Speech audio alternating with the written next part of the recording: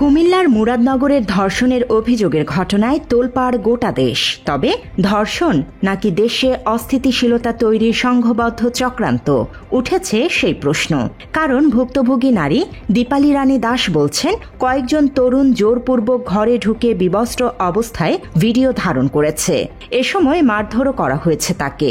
পরে সেই ভিডিও ছড়িয়ে দেয়া হয় সামাজিক যোগাযোগ মাধ্যমে। আমি সবকিছু খুলে লাগছি, খোলার পরে 2-3 মিনিটও হয়নি, কিন্তু ওই 8-10 জন মানুষ আসে পড়ছে, আইসা দুজনের মারছে। আর কটা খোলা পাইতাইয়া ভিডিও করে ভিডিও ছাইড়া দিচ্ছে। আমার এদিকে না জিনিস সে যে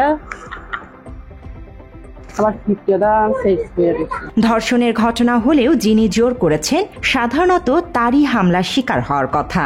তবে ভুক্তভোগী নারী দীপালি রানী দাস আক্রমণের শিকার হওয়ায় স্বাভাবিকভাবে প্রশ্ন উঠেছে, ধর্ষণ নাকি অন্য কোনো ষড়যন্ত্র ছিল কুমিল্লার ওই ঘটনায়। এই প্রশ্নকে উস্কে দিয়েছেন দীপালি রানী নিজেই, কারণ ঘটনার সঙ্গে জড়িত কারো বিচার চান না তিনি। আমি বিচার চাই না। আমি দেশ শান্তি চাই, আমার মান সম্মান তো গেছে। যারা ভিডিও ছাইড়া দিল, যারা ভিডিও ছাইড়া দিছে ভিডিও করে, তারও মুক্তি পাক। যে অপরাধ করছে হ্যাঁ তো হ্যাঁ আর মুক্তি পাক, দেশ এলাকা সবাই মুক্তি পাক। দেশ মামলা করছিলেন কেন? মামলাটা করছিলাম হচ্ছে হ্যাঁ যাইছে কি মসজিদ দেখ গিয়া, আমার তো মান সম্মান তো গিয়াছে। দীপালি রানী দাস দেশের শান্তি প্রত্যাশা করলেও পরিস্থিতি উল্টো। তার ঘটনাকে কেন্দ্র করে উত্তপ্ত হয়ে উঠেছে সামাজিক যোগাযোগ মাধ্যম।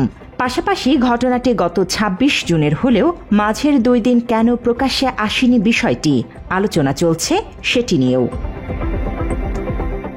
অভিযোগ উঠেছে 26 জুন রাতে ঘরের দরজা ভেঙে দক্ষিণ রামচন্দ্রপুর ইউনিয়নের বাহেরচরের বাসিন্দা ফজর আলীর হাতে ধর্ষণের শিকার হয়েছেন দীপালি রানী দাস নামের ওই নারী।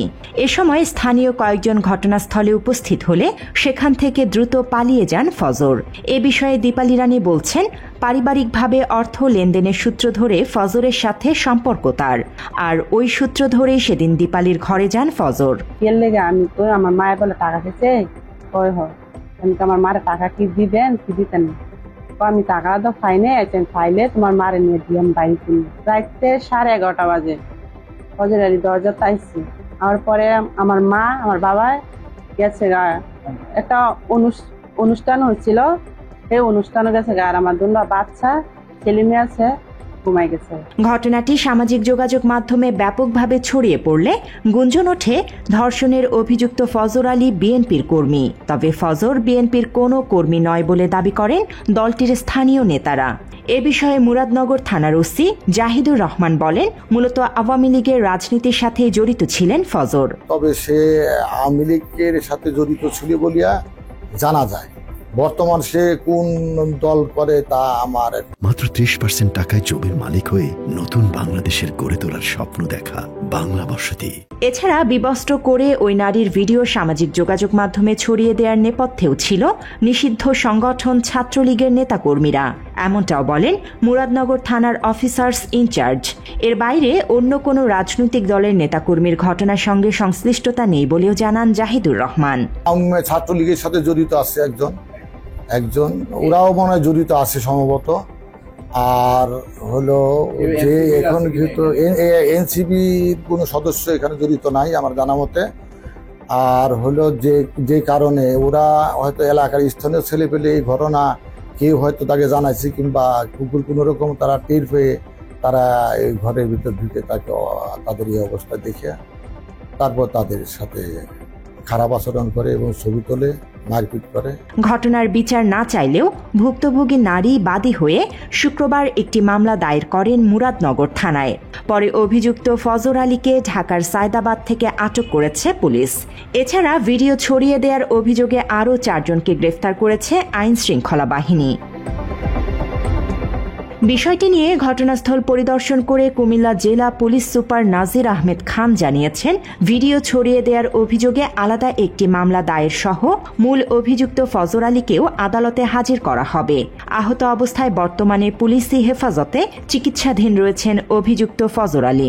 মামলার প্রধান অভিযুক্ত মোহাম্মদ ফজর আলীকে ইতিমধ্যে আমরা গ্রেপ্তার করেছি এবং এই ঘটনায় এলাকার কয়েকজন ভিকটিমের কিছু ভিডিও ধারণ করে সোশ্যাল মিডিয়ায় ছড়িয়ে দেয় এবং এই কাজ যারা করছে তাদের 4 জনকে আমরা ইতিমধ্যে গ্রেপ্তার করেছি এবং গ্রেপ্তার করে তাদেরকে আইনের আওতায় আনার প্রক্রিয়া আমরা আছি। এদিকে ধর্ষণের এই বিষয়টি নিয়ে স্থানীয় বাসিন্দারা বলছেন ফজর আলী এবং দীপালি রানী দাসের মধ্যে পরকীয়া প্রেমের সম্পর্ক ছিল। আওয়ামী লীগের সমর্থকও ছিলেন তারা। এলাকাবাসী যতটুকু জানে সে পরকীয়ার সাথে জড়িত ছিল। যে তার বিরুদ্ধে যে দর্শন মামলাটা হয়েছে সেটা দর্শন নয়, পরকীয়া। সে পরকীয়ার সমাপ্তি ঘটেছে আর এই মহিলার সাথে ধরা খাওয়ার পর আর এলাকার সমস্ত জনগণ জানে দীর্ঘদিনের তার যে অপকর্ম সেটা হয়েছে। তার প্রভাবশালী নেতাদের সাথে তার সম্পর্ক ছিল দীর্ঘদিনের আওয়ামী লীগের। মারামারি ঘটনা করছে, মাইয়ার ফোন করে নিচে টাকা দিব, এই মাইয়ার তারা সল্লা দিয়া এই তারা টাকা পয়সা দিয়া তারা রান্না তো মাইর খাওয়াইছে। দীপালি রানীর মা বাবা বলছেন ফজর আলীর কাছ থেকে তারা 50,000 টাকা ধার নিয়েছিলেন। সেই টাকার জন্য ফজর আলী প্রায়ই তাদের ঘরে আসতেন। ওই দিন ঘটনার সময় তারা বাড়িতে ছিলেন না। পরে বাড়িতে ফিরে দেখতে পান তার মেয়ে এবং ফজর আলীকে একদল যুবক মারধর করছেন। বিয়ার আগে যিনি আনছি আমরা লাভে উঠছে আনকে দেন বিয়ার কাছালে আপনার দিয়ে পান পরে দিই কেবে মানে মরিয়া লাগা আমার বাড়ি ঘর লইয়া কোনো দুটান লই আমার টান মারবো, ভূতেরা আছে আমার, ভূতেরা বাদ দিব আমার। ফজর আলীর মা বলেন পাওনা টাকার জন্য দীপালি রানীর সাথে যোগাযোগ ছিল তার ছেলের। ষড়যন্ত্র করে ফজর আলীকে ফাঁসানো হয়েছে বলে দাবি তার। আমার ফোলা টেহা পাইব, টেহা লাগিয়ে আইছে, টেহা লাগিয়ে আউনে হে বারে খার হইলেছে তো আর এরপরে তারা গিয়া বের দালাইছে। তারা বেরদা কন্যাইয়া লাশ করে হালাই লাগছে, হালাইয়া এরপরে গরু নিয়ে তারা করছে। এরপরে এই অন্য ফোলাফান দিয়ে এই কাপড় সাপড় মাইয়াটারে খুললে ইয়া করে ইয়া করছে। এই ঘটনাকে পুঁজি করে দেশে অস্থিতিশীল পরিস্থিতি তৈরির সুযোগ খুঁজছে একদল কুচক্রী মহল, এমন আশঙ্কা রাজনৈতিক বিশ্লেষকদের। একইভাবে সাম্প্রদায়িকতা উস্কে দিয়ে ভারতের ষড়যন্ত্রের পথ খুলে দিচ্ছে আওয়ামী এবং ছাত্রলীগের গুপ্ত বাহিনী, এমন ধারণা বেশিরভাগ মানুষের। এই অবস্থায় ঘটনার সঙ্গে জড়িতদের দ্রুত শাস্তির আওতায় আনার দাবি সবার। Desk report, Bangla addition.